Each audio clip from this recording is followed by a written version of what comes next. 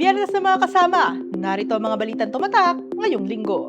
Araw na Sabado, kinumpirma ni Ombudsman Jesus Crispin Remulla na nilagdaanan niya ang kautusan na naglalaman sa pagsibak sa serbisyo kay dating Acting Senate Surgeon at Arms, Mau Aplasca, kung saan napatunayan siyang guilty sa grave misconduct matapos magpaputok ng warning shot na nag-trigger sa barilan sa kanyang mga tauhan at mga ahente ng NBI sa Senado noong Mayo 2026. Samantala, kasabay ng Phil-Am Friendship Day, naglunsad ng kilos protesta ang mga progresibong grupo malapit sa US Embassy sa Calao Avenue sa Maynila. Kinondena ng mga relihista ang pinalawig na presensya at pagpapatayo ng mga base militar ng Estados Unidos sa Pilipinas. Sa sports, gumawa ng kasaysayan ang Pinay tennis ace na si Alex Ayala matapos magwagi sa prestihiyosong grass court ng Wimbledon.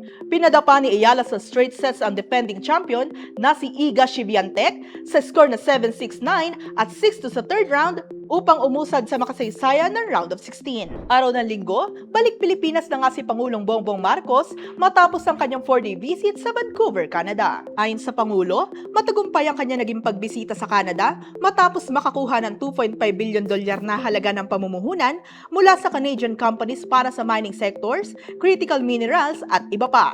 Kasabay nito, nagsalita rin ng Pangulo ukol sa impeachment trial ni Vice President Sara Duterte. Nagbigay pugay rin siya sa naging tagumpay ni Alex Ayala matapos nitong makapasok sa third round ng Wimbledon. Sa usaping teritoryo, naglunsad ang atin nito coalition ng isang linggong sea action bilang paggunita ng ika-10 taong anibersaryo ng 2016 arbitral ruling ng West Philippine Sea pabor sa Pilipinas. Nasa 250 na mga mangingisda sakay ng 86 na bangka ang naglayag sa Subic, Zambales para gumawa ng human formation ng watawat ng Pilipinas at ng mga salitang WPS atin nito. Kasabay nito, panawagan ng coalition na gawing National West Philippine Sea Victory Day ang ika-12 ng Hulyo.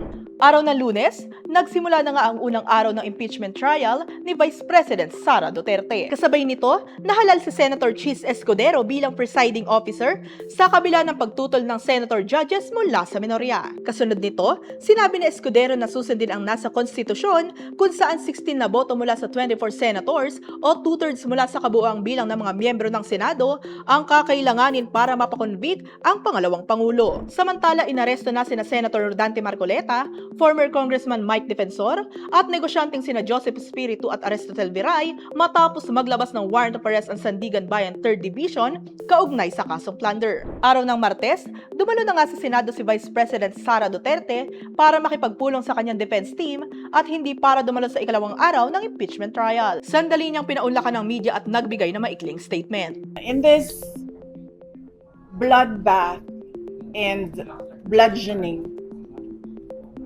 I will be blooded but unbowed. Sa ikalawang araw ng impeachment trial ni Vice President Sara Duterte, iprinisinta ng House Prosecution Panel ang kanilang unang testigo na si NBI Senior Agent John Mark Calilong para sa Article 4 grave threats. Inilabas ng testigo ang video evidence na naglalaman ng bahagi ng pagbabanta ng Vice Presidente sa buhay nila PBBM, First Lady Liza Marcos at former House Speaker Martin Romualdez. Nilinaw naman ni Prosecution Panel Amanda Virgil Ligutan na hindi edited ang video na ibinahaging ebidensya ni Calilong. Samantala, sinauli na rin ng Bureau of Internal Revenue ang selyadong kahon o BIR box na naglalaman ng tax record ng mag-asawang attorney Man Scarpio at Vice President Sara Duterte. Kasunod dito ng kautusan ni Senate Impeachment Court Presiding Officer Francis Chis Escudero na ibalik ang kahon dahil wala pa sa legal na kustudiya. Araw ng Miyerkules, sumalang na ang unang witness ng prosecution sa cross-examination ng defense team para sa ikatlong impeachment trial ni Vice President Sara Duterte. Kinwestiyon ni Defense Counsel Attorney Carlo Narvasa ang kredibilidad ni NBI Senior Agent John Mark Calilong matapos ilatag ang mga dokumento kaugnay ng Maxco Interventures Corporation kung saan umano ito nag-training ng digital forensics maging ang video kung AI-generated ito. Binusisi rin na senator judges ang credential ni Calilong para patunayang isa siyang credible witness kabilang sina Senator Robin Hood Padilla, Raffy Tulfo at Alan Peter Cayetano. Matapos ang cross-examination, nanindigan naman si defense lawyer Mark Benluan na ginaslight ng NBI ang Operation Romanov. Naisaan nilang plot para ma-eliminate si Vice President Sara Duterte at iginiit na tinakot ang bise at pamilya nito. Inilabas na rin ng prosecution ang pangalan ng mga tetestigong sasalang sa trial sa susunod na linggo. Ito'y sina Attorney Jeremy Lotok, Captain Belinda Bello at ipinasabina na rin si Atty. Zuleika Lopez. Samantala sa ibang balita, pumasok na sa Pilipinas ang Super Typhoon Inday na nananalasa sa iba't ibang bahagi ng bansa, kabilang na ang ilang lalawigan sa Soxargen at sa Bukidnon kung saan may naitalang isang individual na nasawi. Araw ng Huwebes, sinimulan na ng Senado ang investigasyon kaugnay ng pagkalunod ng dalawang student-athlete na sila Rene Baterbonia at Divine Adili.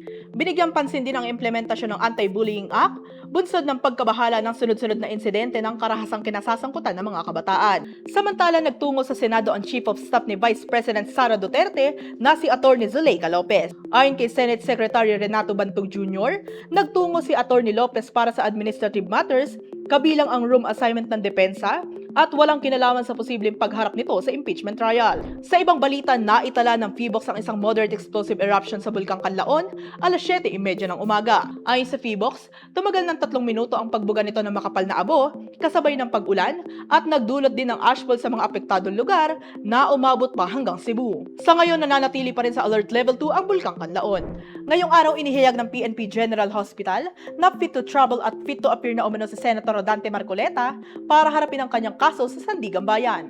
Gayunpaman, kailangan pa rin umano nitong magsuot ng face mask at uminom ng antibiotics para sa kanyang sakit na pneumonia. Kinwestiyon naman ng korte kung bakit pinayagan sina VP Sara at Senator Robin Padilla na bumisita kay Marcoleta sa kabila ng rekomendasyong i-isolate muna ito dahil sa kanyang karamdaman.